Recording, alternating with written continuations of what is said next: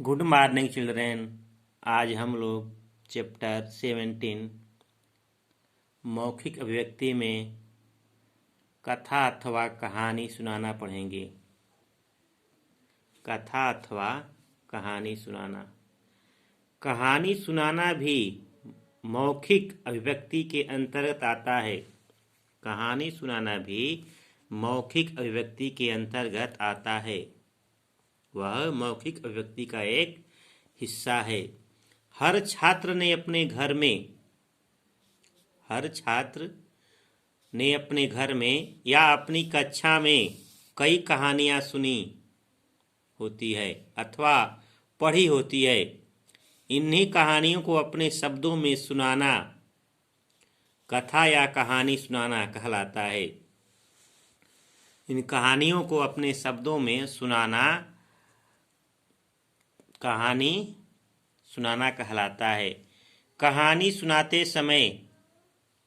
सुनाते समय निम्नलिखित बातों का ध्यान रखना चाहिए।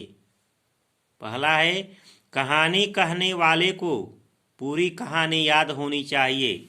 जो कहानी कहने वाला है उसको पूरी कहानी याद होनी चाहिए। दूसरा है, कहानी का चयन सुनने वाले की आयु, रुचि आदि को ध्यान में रखकर करना चाहिए।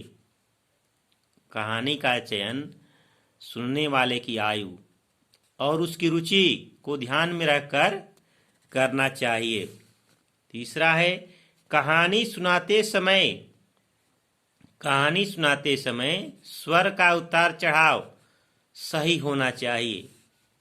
कहानी को सुनाते समय जो हमारा स्वर होना चाहिए उसका उतार चढ़ाव सही होना चाहिए। कहानी की भाषा पात्रों तथा श्रोताओं के अनुकूल होनी चाहिए जिसे श्रोता आसानी से समझ सके। कहानी की भाषा पात्रों तथा श्रोताओं के अनुकूल होनी चाहिए। कहानी में रोचकता लाने के लिए अंत तक जिज्ञासा बनी रहनी चाहिए। कहानी में रोचकता लाने के लिए अंत तक जिज्ञासा कि आगे क्या होने वाला है वह बनी रहनी चाहिए। छठा है, कहानी का अंत शिक्षाप्रद होना चाहिए जिससे सुनने वाले को संदेश मिले। अर्थात कहानी ऐसी होनी चाहिए जिससे सुनने वाले को कुछ शिक्षा प्राप्त हो, कुछ निर्देश मिले। कहानी का अंत शिक्षाप्रद होना चाहिए जिससे सुनने वाले को संदेश मिले। सातवां है, कहानी में संवाद स्पष्ट होने चाहिए। कहानी का जो संवाद है वह स्पष्ट होना चाहिए ताकि समझ में तुरंत आ सके। नाटकीयता नहीं होनी चाहिए। कहानी में नाटकीयता नहीं होनी चाहिए। ठीक, देखिए कहानी। गुरु भक्ति।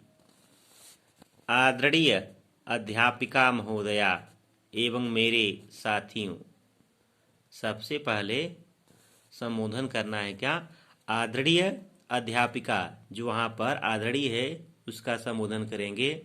आदरणीय अध्यापिका महोदया एवं मेरे साथियों, सुप्रभात, नमस्कार प्रणाम करेंगे। ठीक, आज मैं आपको एकलव्य और गुरु द्रोणाचार्य की कहानी सुनाने जा रहा हूँ।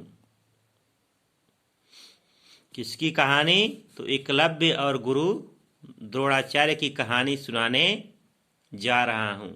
गुरु द्रोणाचार्य कौरवों और पांडवों को धनुर्विद्या सिखाते थे। गुरु द्रोणाचार्य कौरवों और पांडवों को धनुर्विद्या सिखाते थे। एक दिन एक भील बालक ने उनसे धनुर्विद्या सिखाने की प्रार्थना की। एक दिन एक भील बालक ने उनसे धनुर्विद्या सिखाने की प्रार्थना की। वह भील बालक एकलव्य था। वह बालक कौन था? एकलव्य था। गुरु द्रोणाचार्य ने उसे धनुर्विद्या सिखाने से मना कर दिया, क्योंकि वे केवल राजकुमारों को ही विद्या सिखाते थे। जो द्रोणाचार्य थे वह केवल राजकुमारों को ही विद्या सिखाते थे। ठीक है।